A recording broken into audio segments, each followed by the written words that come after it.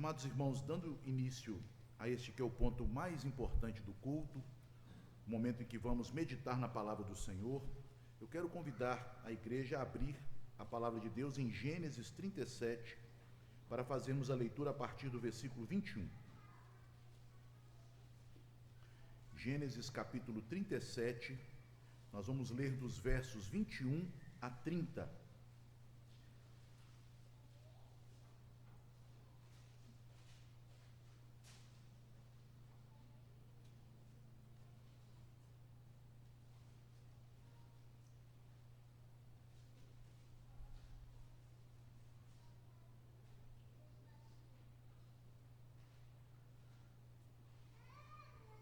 Diz assim a palavra de Deus: Mas Rúben, ouvindo isso, livrou-o das mãos deles e disse: Não lhe tiremos a vida.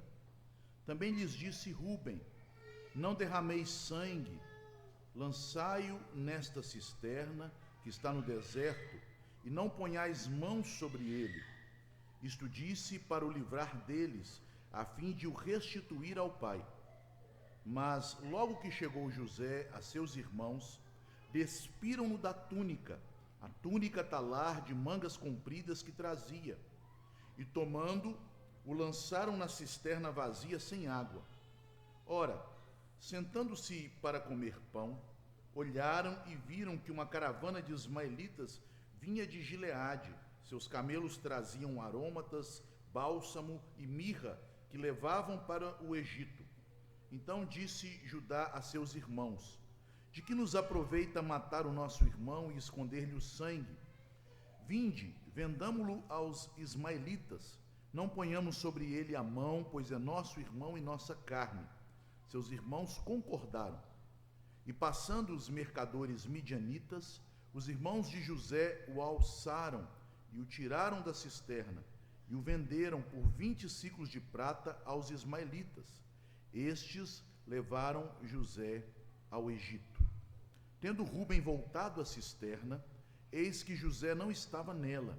Então rasgou as suas vestes e, voltando a seus irmãos, disse: Não está lá o menino, e eu, para onde irei?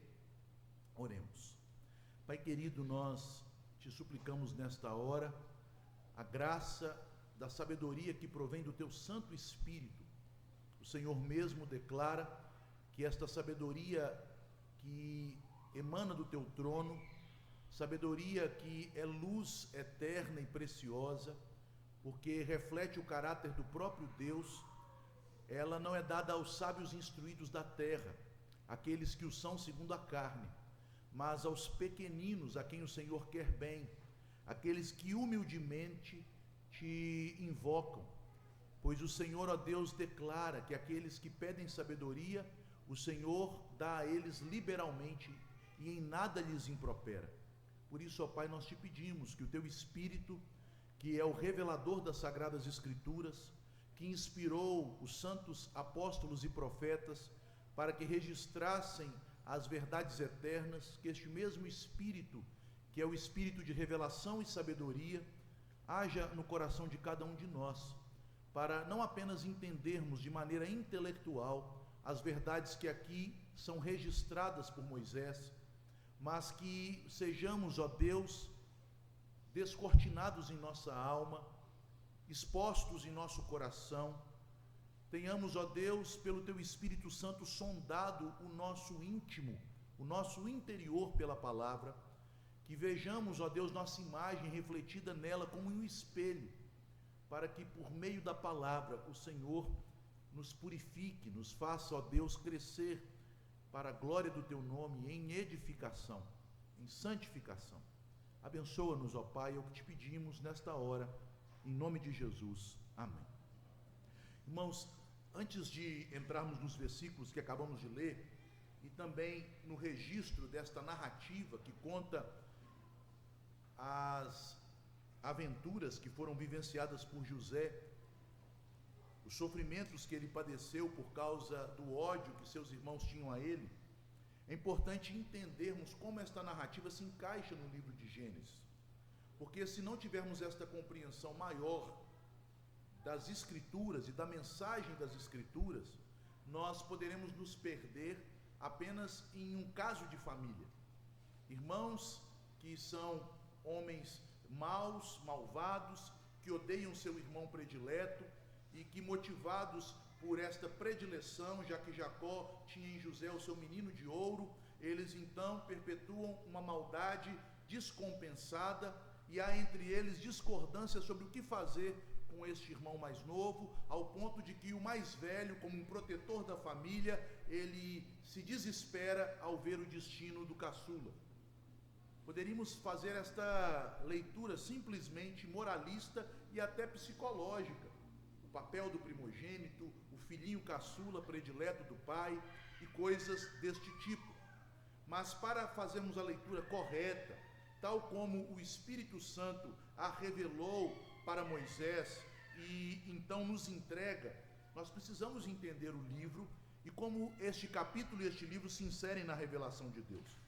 Nós sabemos que os 11 primeiros capítulos de Gênesis falam de temas grandes, de temas macros, de temas abrangentes. Nos falam da criação dos céus e da terra, da origem do homem, da origem do pecado e da queda e das consequências do pecado sobre toda a humanidade, trazendo corrupção a toda a raça humana, o que redundou em um juízo também universal, o juízo do dilúvio. Deus então faz uma aliança de preservação com Noé e recomeça a humanidade após o dilúvio, mas novamente, no final desta primeira sessão de Gênesis, a humanidade se corrompe, se rebela contra Deus. Todos os homens, ao invés de se espalharem pela terra como foi ordenado por Deus, eles se juntam em um lugar, na planície de Sinar, e ali eles demonstram seu intento orgulhoso, rebelde, construindo uma grande torre. Então, novamente, Deus age com juízo. Não um juízo que destrói a humanidade, mas que a divide. Deus divide a humanidade por meio das línguas que foram distribuídas em Babel em nações. Esta é a primeira parte do livro. Mas quando nós chegamos na segunda parte do livro, que ocupa a maior parte de todas estas narrativas, que vai do capítulo 12 até o final, no capítulo 50, nós não temos mais uma temática de coisas grandiosas, abrangentes, mas uma temática que foca a história em uma família. Em uma família na qual Deus, ou pela qual Deus trará o Redentor das nações. Deus chama Abraão no capítulo 12, após as nações serem criadas, como um juízo de Deus que divide a humanidade em muitos dialetos, em muitas línguas, e Deus, após isto, chama um homem, um descendente de Sem, o filho de Terá, Abraão, na terra dos caldeus, e promete que por meio dele, Deus criaria uma nação especial, daria a esta nação uma terra para sua habitação, e através do seu descendente, da sua semente, Deus haveria de restaurar a unidade perdida. Deus haveria de abençoar todas as nações, ou as famílias da terra.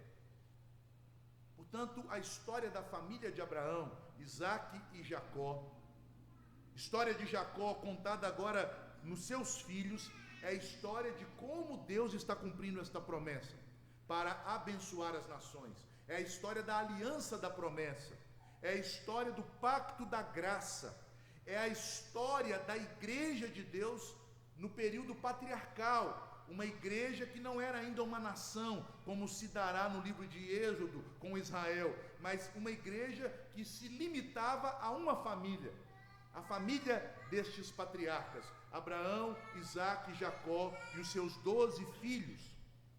Portanto, meus irmãos, quando nós lemos estas narrativas, nós devemos nos lembrar primeiramente disto, de que estas narrativas tratam da aliança de Deus, da maneira como Deus executa sua aliança, da maneira como Deus cumpre sua promessa de salvar as nações, e da maneira como Deus se relaciona agora com esta família que é a igreja. Por isso, meus irmãos, quando nós fazemos esse tipo de leitura, nós aprenderemos muito como Deus lida conosco hoje. A maneira como Ele lidou com a família patriarcal, com as famílias dos patriarcas, é a maneira como Ele lida com o seu povo ainda hoje. para vencer nossa obstinação, nos salvar de nossos pecados, para purificar a sua igreja daqueles que são profanos e não nasceram de novo, para conduzir os pecadores à conversão, enfim, para cumprir a sua promessa de tornar em Cristo abençoadas todas as famílias da terra. Dito isto, nós temos aqui a partir do versículo 21, se os irmãos observaram bem, o cuidado de Moisés, inspirado por Deus, de mostrar a reação dos irmãos a toda aquela opressão que foi perpetrada contra José. Como estes irmãos reagiram? E nós sabemos que aqui estão envolvidos 10 irmãos, já que José é o 11º e Benjamim, ainda uma criança, não participou destes atos. Destes 10 irmãos, 2 se destacam, Rúben e Judá. E os demais 8, eles agem de forma coletiva. Então nós temos a reação de Rúben, nós temos a reação dos 8 irmãos restantes, e depois nós temos a reação do próprio Judá. As reações dos filhos de Jacó, dos filhos de Israel a José. Mas nos lembremos, meus irmãos, que a nossa tendência é pensar que esta dificuldade da família de Jacó era uma dificuldade estabelecida por uma diferenciação de tratamento. E nós temos a tendência de observar estas coisas com olhos naturais, como um problema simplesmente de família, e não com olhos espirituais, entendendo que aqui há algo muito mais profundo, aquilo que no início do livro de Gênesis, Deus estabeleceu como a antítese entre os que obedecem a Deus e esperam a sua palavra, e esperam a descendência da mulher, ou melhor, o descendente da mulher que haverá de redimi-los, e aqueles que abandonam a palavra de Deus e seguem o seu próprio coração e, portanto, tornam-se descendência da serpente. As questões que estão aqui sendo tratadas são espirituais. E esta falta de observação das questões espirituais tem levado muitos a enfatizarem o ódio e ciúme dos filhos de Jacó para com o caçula José como simplesmente um ódio motivado pela ação de Jacó em presentear o seu filho e demonstrar maior amor por ele. Mas, meus irmãos, nós não temos o direito de interpretar coisas das Escrituras fazendo conjecturas, onde as Escrituras afirmam claramente os motivos. O motivo do ódio dos irmãos de José para com ele, nós já lemos. Veja que eles o odiavam, meus amados irmãos, principalmente por causa da palavra de Deus, conforme está aí no versículos 5 e 8. Teve José um sonho, o relatou aos seus irmãos, por isso o odiaram ainda mais. E no verso 8, então disseram seus irmãos: reinarás com efeito sobre nós, e sobre nós dominarás realmente? E com isso, tanto mais o odiavam por causa dos seus sonhos e de suas palavras. Embora a atitude equivocada, errada de Jacó em ter um filho predileto possa ter iniciado este movimento de divisão em seu lar, ela não era o grande motivador do ódio dos filhos de Jacó para com José. O grande motivador era a palavra de Deus que foi revelada a José. Dito isso, meus amados irmãos, o que nós podemos aprender das reações dos filhos de Jacó que eles têm em relação a José, neste momento em que, pela providência divina, eles se encontram em um lugar afastado, na cidade de Dotã, mais de 100 quilômetros de Hebrom, onde seu pai residia, encobertos dos homens, mas diante de Deus, o que os leva neste ato desatinado, hipócrita, pensando que Deus não os observasse, pensando que Deus não haveria de pedir a eles conta de sua maldade, o que os leva a agirem da forma como agiram contra José. Todas estas ações que nós veremos de Rúben, dos demais irmãos e por fim de Judá, mostram a reação deles de rejeitarem a palavra de Deus. Portanto, a verdade central que nós encontramos nestas reações dos filhos de Israel a José é a seguinte: os ímpios rejeitam a palavra de Deus de diferentes maneiras. Há diferentes maneiras de os ímpios rejeitarem a palavra de Deus. A primeira maneira aqui nos é mostrada nos versículos 21, 22 e também nos versículos 29 e 30. A reação de Rúben, que abre esta parte do texto e também fecha. Rúben, meus irmãos, não se enganem, ele era um homem ímpio. Embora possa parecer aqui que ele tem um coração bondoso, que ele queira de fato salvar o seu irmão, que na verdade Deus o usa para livrar José da morte, dando a ele um sofrimento menor, atenuado, Rúben não age aqui em amor a Deus, em amor à palavra de Deus. O exemplo de Rúben nos mostra que a palavra é rejeitada pelos ímpios que buscam estabelecer o seu próprio poder. Vejam que lá no versículo 20, quando os irmãos percebem que José se aproxima, e eles têm esta percepção, nós podemos aqui conjecturar, por causa da sua veste, eles veem sua silhueta trajado como um rei. Esse tipo de veste que ele recebeu de seu pai, essa túnica de mangas compridas, essa túnica talar de mangas compridas, era uma veste de realeza. Então, de longe eles avistam aquele jovem de belo porte, conforme será relatado mais adiante, quando ele está trabalhando na casa de Potifar, um jovem forte, vigoroso, vestido como um príncipe, vindo no horizonte. E ao avistá-lo, a narrativa tira o foco agora de José. Percebam que agora José não diz mais nada, ele é colocado aqui de maneira silenciosa, como um joguete nas mãos de seus irmãos. E nos versículos 19 e 20, eles já começam a conspirar, a planejar a maneira como haveriam de matá-lo. E qual é o intento deles ao conspirarem contra José? O verso 19 diz: vem lá o tal sonhador, matemo-lo, diz o verso 20 adiante, matemo-lo. Vamos ver agora onde vão parar estes sonhos dele. E nós já vimos que esta expressão, o sonhador, na verdade é o mestre dos sonhos, Baal Hatalomote, e quer dizer o senhor dos sonhos, aquele que faz prognósticos, aquele que traz profecias por meio de sonhos. Então veja, ele não diz que é o homem que Deus escolheu para reinar, ele não diz que Deus fala através dos seus sonhos, ele não diz que ele é um instrumento da palavra de Deus. Vamos dar cabo da vida dele, vamos destruir a ele e a suposta palavra de Deus que ele diz ter. Mas o versículo 21 começa com esta adversativa. Mas Rúben, veja, Rúben não é tão radical quanto os seus irmãos, ele odeia José. A Bíblia nos deixa claro isso nos versos que lemos, no verso 5 e no verso 8. Todos os irmãos, incluindo Rúben, odiavam José. E o odiavam primariamente, principalmente, por causa da palavra de Deus que veio a José. Uma palavra que fala de fato de domínio, mas acima de tudo, uma palavra, conforme nós já vimos, que fala de preservação. A profecia tinha como fundamento a ideia de que Deus preservaria a família de Jacó através de José.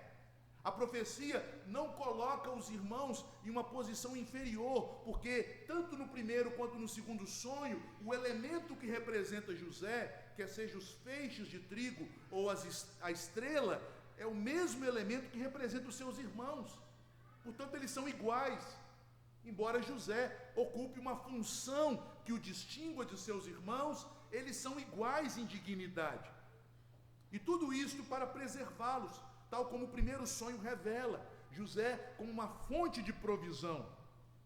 Mas eles não se apegam a este aspecto da graça e da bondade de Deus revelado em sua palavra, mas se apegam no fato de que eles deverão se submeter a esta vontade divina, de que eles deverão docilmente se colocar debaixo da vontade divina. Eles odeiam José por isso, porque eles odeiam o Deus que revelou a palavra a José. Rúben então vê nisto uma oportunidade, por isso ele não conspira para assassinar o seu irmão. Há aqui uma oportunidade. Lembrem-se, meus irmãos, que Rúben ele já aspirava este posto que Deus revelou seria dado a José, até porque ele era o primogênito, ele era o filho mais velho, portanto, ele entendia que a primogenitura pertencia a ele, e ele tentou conquistar esta primogenitura antes da morte de seu pai.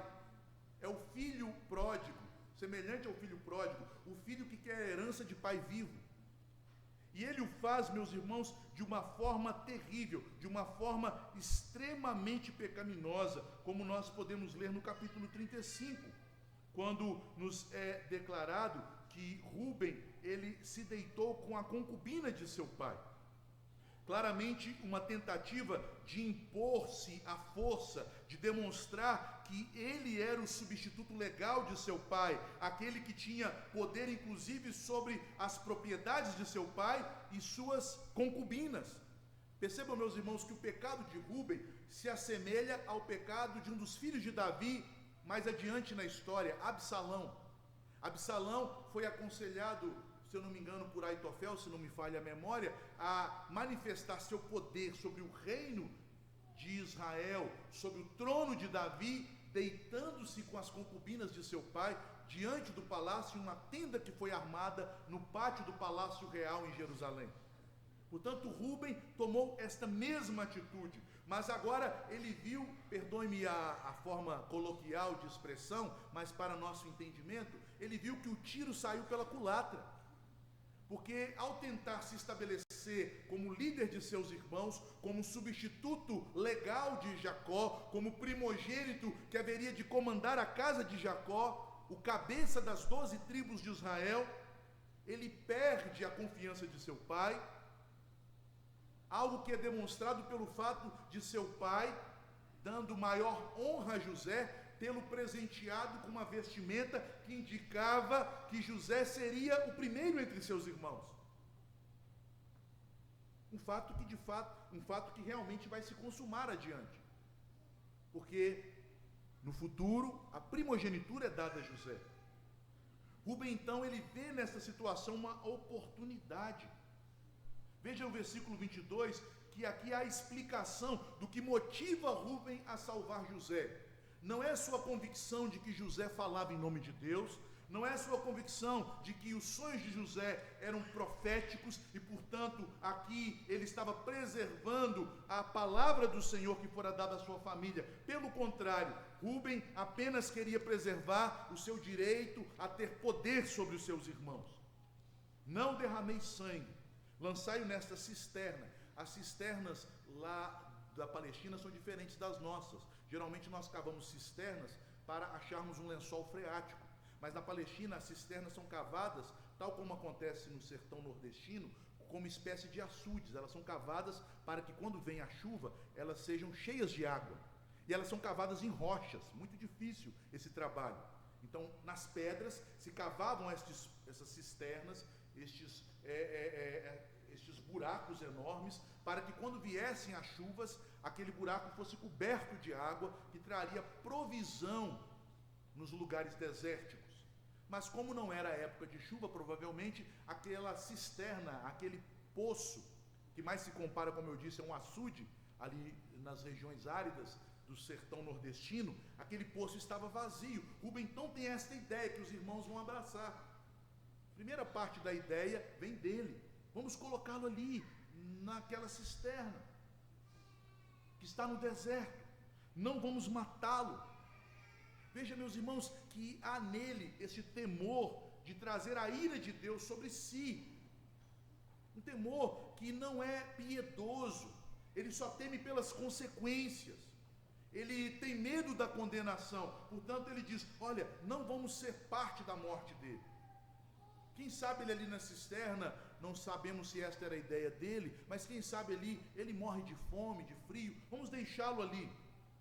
Mas o objetivo dele, que ele não revela aos seus irmãos, é porque ele desejava, em algum momento, acalmar o coração de seus irmãos e restituir José ao seu pai. Tentar usar José como uma moeda de troca para tornar o pai novamente favorável a ele. Na verdade, ele tinha um débito muito grande, ele tinha de fato entristecido grandemente o coração de seu pai, ele havia cometido um pecado muito grave, e esta era a oportunidade dele, de alguma forma, buscar por suas próprias mãos, remediar o seu pecado. Percebam, meus irmãos, que os homens tendem a fazer isto com a palavra de Deus, aqui representada por José, que é o canal, o meio pelo qual Deus deu a sua palavra. Os homens tendem a ver na palavra uma forma de, pelas suas obras, alcançarem seus objetivos. Quantos ministérios, quantas igrejas, sem citar nomes, porque este não é o objetivo, e quantos crentes, até mesmo em igrejas evangélicas, têm se relacionado com Deus nestes termos, como se a palavra fosse um instrumento de barganha. Senhor, eu tenho dado meus dízimos, então o Senhor é obrigado a me abençoar financeiramente. Senhor, eu tenho sido fiel ao Senhor, então o Senhor tem que me dar saúde, o Senhor tem que resolver os meus problemas. Senhor, eu tenho sido leal no meu trabalho, então o Senhor tem que me dar graça para que eu ascenda no meu trabalho, para que eu cresça no meu trabalho. Esta é a lógica por trás da ação de Rúben. Ele rejeita a palavra de uma maneira bem sutil, porque o seu objetivo não é se colocar debaixo da palavra de Deus revelada a José, entendendo que José seria o libertador, o provedor e o governador de seus irmãos, mas o seu desejo é se dar bem com aquela situação. Esta é uma forma de rejeição da palavra, uma forma muito hipócrita e, por sua sutileza, uma forma às vezes imperceptível, até mesmo para aqueles que a estão praticando, que só pode ser observado em momentos de crise, quando a pessoa, quando percebe que Deus não faz as coisas como ela esperava, quando ela percebe que os planos não acontecem como ela planejou, ela demonstra sua incredulidade, sua perplexidade, seu desespero, como nós encontramos nos versos 29 e 30. O texto não nos diz por que Rúben se ausenta por um instante.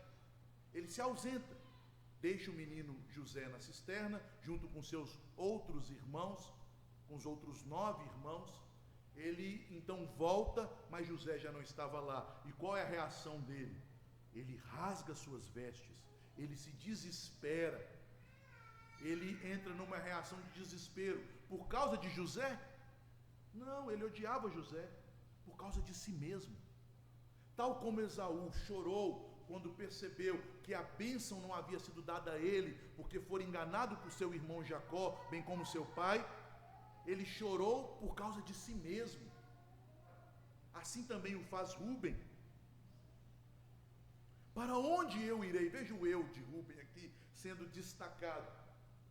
O menino não está aqui. Eu tinha o plano todo pronto, eu já estava prestes a voltar para enganar vocês, para acalmar vocês, para pegar esse menino, devolver para papai, e aí papai ia ficar de bem comigo, e eu ia herdar a primogenitura. Agora para onde eu irei? Como eu vou me reconciliar com meu pai? Como eu vou obter os planos que eu tinha feito? Percebam, amados irmãos, esta não é uma forma correta de nos relacionarmos com a palavra de Deus. Mas vejamos agora a segunda atitude dos ímpios que rejeitam a palavra. Nos versículos 23 e 24, principalmente nestes versos, se destacam a atitude dos outros 8 irmãos. Nós vimos que Rúben e Judá são destacados e os 8 irmãos são tratados coletivamente. Diz lá claramente no verso 23, mas logo que chegou José a seus irmãos, então vejam, qual é a atitude deles? Eles rejeitam a palavra porque desejam satisfazer sua própria cobiça. São movidos pelo seu orgulho. Você disse no seu sonho, sonhador, você disse, mestre dos sonhos, que Deus te mostrou que você vai reinar sobre nós? Que o nosso pai já de alguma maneira expressou esta sua expectativa, este seu vaticínio, esta sua profecia, te dando esta veste real? Então nós vamos te despojar destas vestes. José foi despido do símbolo de seu governo futuro. O primeiro objetivo deles, vejam meus irmãos, não foi nem agredir José, mas foi agredir aquilo que José representava, o governo de Deus sobre eles, através de José. o governo da palavra de Deus sobre sua casa através de José, o ataque enfurecido deles, o ataque que canaliza e catalisa o seu ódio é contra a roupa e não contra a pessoa. Logo que chegou, eles o despiram da túnica. E vejam a ênfase que Moisés nos dá para que nós observemos que o ódio dele se concentra contra aquela roupa e aquilo que ela representava. Veja, despiram-no da túnica, verso 23, a túnica talar de mangas compridas que trazia. A túnica que lhe fora dada pelo seu pai e que, de certa forma, ratificava a profecia de que José governaria sobre os seus irmãos. Mas percebam, meus irmãos, que quando eles ouvem o conselho de Rúben, verso 24, e o lançam na cisterna sem água, vazia, porque não era época de chuva, eles demonstram claramente o que os motivava a agirem deste modo, a viverem desta forma, odiando a palavra, renegando a vontade de Deus. Vejam o verso 25, a hipocrisia destes homens, a dureza de seu coração, sua consciência tão empedernida, porque enquanto seu irmão estava ali despido, rasgado, talvez já agredido, no fundo de um buraco, no meio de rochas, o que eles fazem? Sua consciência não os acusa. Meus irmãos, nós sabemos quando alguém tem sua consciência o acusando, quando alguém, mesmo sem ser convertido, passa por situações de profundo remorso, uma das primeiras reações dessa pessoa é perder a fome. Ela se esquece de si mesma, a pessoa para de cuidar de sua própria higiene pessoal, não se preocupa com suas vestes, com a maneira como ela se apresenta, deixa seus cabelos desgrenhados, despenteados e não come. Mas o que eles fazem depois de perpetuarem este mal? Eles se assentam e banqueteiam, sentando-se para comer pão. Este ato deles de tranquilamente se assentarem para comer, enquanto o seu irmão agredido e acossado está preso em uma cisterna, no fundo do poço, literalmente, mostra como estes homens não consideravam nada a Deus.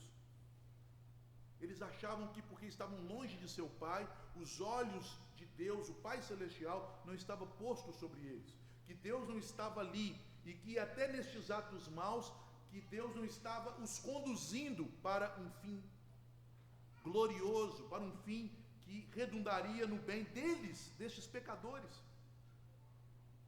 Então, eles veem uma caravana. Percebam que há uma aparente contradição aí a partir da descrição da caravana. Não é o ponto central, mas alguns irmãos que são mais atentos na leitura podem ter percebido. Ora a caravana é de ismaelita, ora a caravana é de midianita. Perceberam esse detalhe? Porque os ismaelitas, eles conquistaram tantas partes do Oriente e se tornaram um povo poderoso, um povo nômade, um povo de mercadores. Nós vimos que na genealogia de Ismael, da sua árvore genealógica, vão surgir 12 príncipes, que ismaelita se tornou sinônimo de nômades. Então todos os povos nômades do deserto, mesmo aqueles que não eram descendentes de Ismael, eram chamados de maneira generalista de ismaelitas. E isso incluía os descendentes de Quetura, a concubina de Abraão, o povo de Midian. Então os midianitas, por terem um modo de vida nômade, eram chamados também de ismaelitas. Por isto, conforme os estudos que eu fiz em comentários, por isto há aqui uma hora esta nomenclatura para os homens da caravana como ismaelitas, porque eles eram nômades, isto diz respeito ao seu ofício, e também eles eram chamados de midianitas, e aqui de fato uma referência à sua origem, à sua família. Eles eram descendentes de Abraão. Eles então percebem uma oportunidade. Mas o que fica claro na atitude destes irmãos, e que eu quero salientar, meus amados, é que eles rejeitam a palavra de Deus para atenderem os seus desejos maus, sua cobiça. E o ato de, depois de terem feito mal ao seu irmão, terem despido seu irmão de sua suposta autoridade, que eles não aceitavam, o ato deles se assentarem e comer, mostram que eles estavam muito satisfeitos consigo mesmos. Agora já não temos mais ninguém sobre nós. A palavra do sonhador foi despida. A profecia foi desfeita. Esta é a atitude que eles tomam e é isto que significa esta ação deles. Mas vejamos agora o último irmão que aparece na história. Vimos Rúben, vimos os outros, o grupo de irmãos. Talvez Rúben estivesse com eles neste ponto, talvez não, já que ele se ausenta. E agora Judá. Então disse Judá a seus irmãos, verso 26. Judá representa um tipo de ímpio que rejeita a palavra principalmente porque ele deseja lucrar com as coisas de Deus. Ele deseja o lucro que as coisas de Deus podem lhe oferecer. É por isso ele rejeita a palavra. Ele faz da palavra fonte de lucro.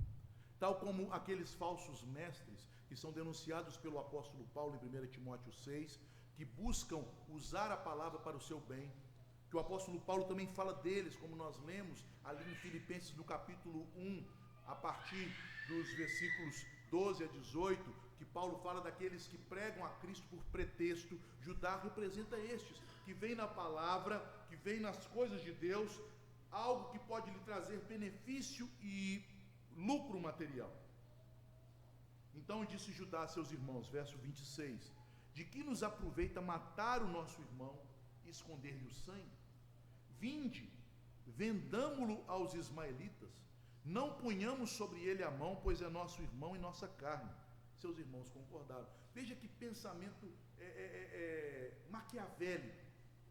Judá, ele está dizendo aqui, nestas palavras, que sua intenção era proteger os seus irmãos do castigo de Deus. Irmão, se nós matarmos José, ele é nossa carne. Deus vai se vingar de nós. Como se ele fosse muito prudente e, ao mesmo tempo, se livrando de um prejuízo, se livrando de uma disciplina, se livrando de um castigo, ele oferece aos seus irmãos uma alternativa de lucro. Veja, se nós o matamos, nós trazemos a ira de Deus contra nós. Mas se nós o vendemos, nós ganhamos dinheiro e ainda por cima, como escravo no Egito, provavelmente ele não vai durar muito. E não fomos nós que matamos. Uma atitude semelhante à de Caim, quando depois já de ter matado seu irmão, disse: acaso sou eu tutor de meu irmão? Que tenho eu a ver com meu irmão? Ele acha que abrindo seu coração, ou melhor dizendo, lavando suas mãos, não intervindo para o cuidado de seu irmão, agindo de uma maneira totalmente cínica, totalmente cheia de disfarçatez, ele estaria isento de alguma culpa. Quando as escrituras são muito claras, que diz que aquele que sabe o bem que deve fazer e não faz, nisso peca. Deixar de salvar o seu irmão, colocando-o em uma situação de risco, vendendo como escravo para obter lucro, é tão pecaminoso se eles tivessem matado ele ali. A intenção do homicídio já se demonstra nesta fala maligna de Judá. Meus irmãos, quantas pessoas hoje, não no mesmo grau de malignidade, mas em algum grau ainda mais recôndito, mais escondido, tratam a palavra de Deus desta forma, como se pudessem negociar com a palavra. Como se pudessem, olha, este aspecto do Evangelho que fala do amor de Deus, da redenção em Cristo, do sangue de Jesus, a isto eu gosto. Mas essa parte da lei moral de Deus, de obediência aos seus mandamentos, dos deveres do cristão, isso é legalismo, isso é obsoleto. Isso aqui não é para mim. O evangélico, fruto do movimento evangelical americano, o evangélico que é o típico evangélico brasileiro, que dissocia lei e graça, como se estas coisas fossem contraditórias, como se a lei também não fosse uma manifestação da graça para aqueles que foram redimidos e agora são instruídos sobre a maneira santa de viverem em comunhão com Deus e para o louvor de Deus. Este tipo de pensamento evangélico é muito comum na igreja. Pessoas que chegam a pecar voluntariamente, deliberadamente contra Deus, porque entendem, Deus é bondoso, Deus é gracioso, Ele vai perdoar. Ou, não coloquei a mão, eu não sou culpado. E fazem do Evangelho apenas uma fonte de lucro. Pessoas que buscam a igreja e o Evangelho de Cristo apenas para se satisfazerem, para terem satisfação em seu coração, para terem consolo em sua consciência, para encontrarem cura de suas enfermidades, para encontrarem algum benefício com o Evangelho. Quando falamos das más lideranças, aqueles que, tais como Judá, buscam no Evangelho fonte de riquezas. Mais uma vez, meus irmãos, eu saliento, José aqui representa aquele que é o porta-voz da palavra. Judá faz assim, ele rejeita a palavra, não cumprindo o seu dever, vendo que com isso, ao não proteger o seu irmão, mas também não tocando nele, ele está perdoado, ele está redimido, ele está justificado, e ainda mais, ele pode agora tirar proveito disso. E é de fato esta ideia que os seus irmãos compram. Os seus irmãos, embora rejeitassem a palavra, ao ponto de rejeitarem o governo de Deus, que era representado pela vida de José, o seu irmão Rúben, que rejeitava a palavra porque buscava satisfazer o seu interesse de poder, estes irmãos, excetuando Rúben, que não estava presente, eles aceitam a sugestão de Judá, verso 28, e eles então vendem José aos midianitas. Mas, meus irmãos, o que falar de José nesta história? Já caminhando para a conclusão e em seguida para as aplicações. Percebam que, embora nós saibamos que José aqui, ele lamentou e do fundo do poço ele gritou por sua vida, porque é isso que estes irmãos vão revelar mais tarde, quando diante de José, agora como governador do Egito, falando na sua língua original, na sua língua hebraica, pensando que José não os entendia, eles falaram destas circunstâncias, que José de fato clamou por sua vida quando eles o venderam. Aqui o Espírito Santo fez que Moisés registrasse José de uma maneira silenciosa. Alguém que foi despido de sua glória real, alguém que foi lançado no mais profundo abismo, alguém que foi humilhado, acossado, e que em tudo isso ele esteve como um cordeiro mudo. Porque esta era a intenção do Senhor Deus, mostrar claramente na pessoa de José um tipo de Cristo, que em toda aquela situação terrível, de desprezo, de violência, de agressividade, aquela situação em que ele é tratado como uma mercadoria que pode comprar o favor do Pai, uma mercadoria que pode trazer bens e benesses para o bolso.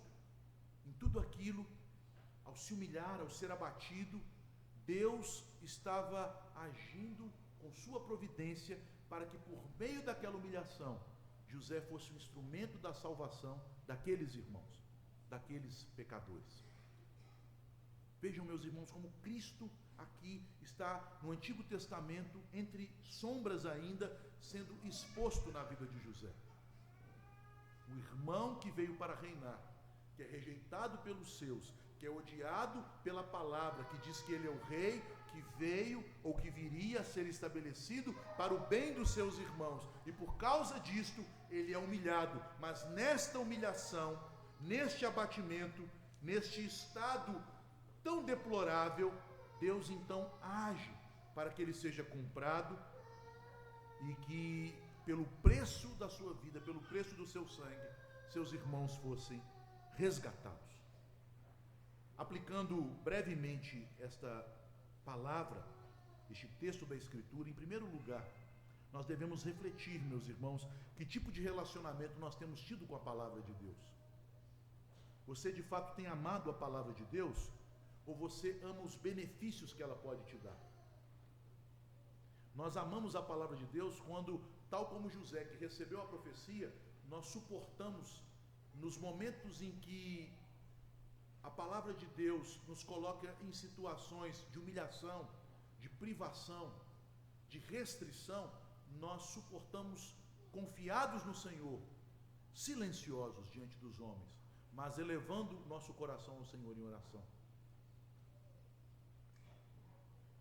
se nós só amamos a Deus quando Ele nos beneficia, se nós só aceitamos a palavra quando ela parece ser-nos favorável, isto é um claro sinal, uma evidência de que o nosso coração ainda não está inteiramente convertido à palavra. Em segundo lugar, o coração humano, todos nós aqui, meus amados irmãos, o nosso coração natural, carnal, ele resiste à palavra. Ele resiste. Mesmo nós que temos o Espírito Santo, se não vivermos cheios do Espírito, se não buscarmos a graça de Deus para que habite ricamente em nós a palavra de Cristo, nós haveremos de resistir à palavra. Obviamente que ninguém vai resistir à mensagem da palavra que fala da graça de Deus, do seu amor, do pleno perdão de pecados que Ele nos dá em Cristo. Mas nós teremos a tendência de resistir os aspectos da palavra que subjugam o nosso eu, que nos falam da renúncia de nossa própria carne, que nos chamam a vencermos a nossa rebelião natural e a nos colocarmos debaixo da poderosa mão de Deus, para que Ele, em tempo oportuno, nos exalte. Nós resistiremos quando fomos levados, tal como percebeu o salmista no Salmo 19, pela grande transgressão, a nossa soberba, de acharmos que somos mais sábios do que Deus e de que sabemos conduzir melhor a nossa vida do que a palavra de Deus. De acharmos que nossas opções e escolhas são melhores e mais perfeitas, quando perfeita é a lei de Deus, sábia é a palavra de Deus. A rebelião contra a palavra sempre é um ato de orgulho, de soberba. Portanto, meus amados, nós devemos fazer como o salmista fez, diante da palavra, principalmente daquilo que Deus coloca nas escrituras, na mensagem, na pregação, e que confronta o nosso eu, nosso orgulho. Nós devemos pedir: Senhor, livra-me da soberba, que ela não me domine. Livra-me da soberba, Senhor.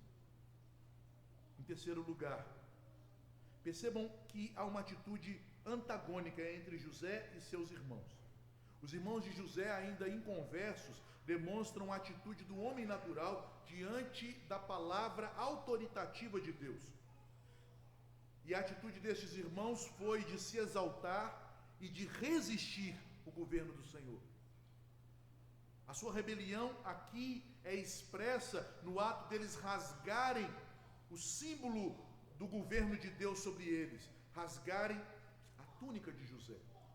Assim como os pecadores repartiram as vestes de Jesus diante da cruz, rasgaram o seu corpo, o crucificando, porque não queriam se subjugar ao governo e à autoridade de Deus que foram manifestos no seu Filho.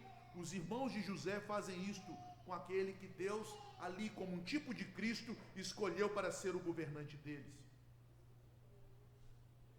Meus irmãos, sendo ainda mais claro, a atitude do pecador é não abaixar a cabeça para Deus. É contrapor, é argumentar, é tentar racionalizar, é se levantar contra, e quando ele percebe que não há mais argumentos contra a verdade, porque ninguém pode contra a verdade, ele então age agressivamente, ele age de forma obstinada contra a verdade. Mas o servo de Deus é humilde, ele se humilha e ele confia no Senhor. Meus irmãos, imaginem esta situação que José vivenciou. Ele andou 100 quilômetros ou mais, procurando seus irmãos pelos campos, buscando notícia deles, para levar uma mensagem de paz e de cuidado da parte de seu pai. E o que ele recebeu? Antes mesmo de se aproximar, seus irmãos já conspiravam. E quando ele chega, ele é atacado, é despido, é humilhado, é lançado num poço e é vendido. Mas ele se humilha, porque ele confia no Senhor. Ele confia no Senhor, que nós já o vemos claramente. E José ainda não o via, não podia distingui-lo de forma distinta, porque ele imita o nosso Senhor. O Senhor que foi enviado pelo Pai para trazer o Evangelho da paz, que desceu aos locais mais profundos da terra, que veio até o local onde nós jazíamos mortos em nossos delitos e pecados, para nos resgatar. Mas ao vir, ele não foi recebido como Senhor, ele foi tratado como um servo indigno, foi humilhado, e na sua humilhação, ele conquistou a sua vitória e a nossa vitória.